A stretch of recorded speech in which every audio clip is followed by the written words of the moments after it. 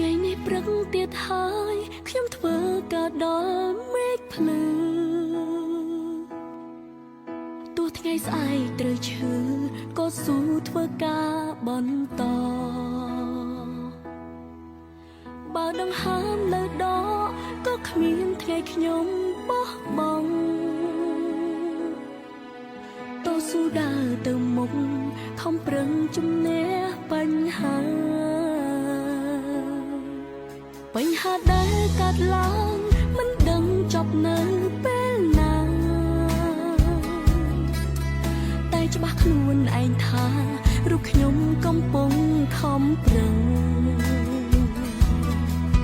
ខ្ញុំក្លាហានមែនទេទើបយំមិនអោយគេដឹងគ្រប់បញ្ហាត្រូវប្រឹងលួចលាក់ដោះស្រាយម្នាក់ឯង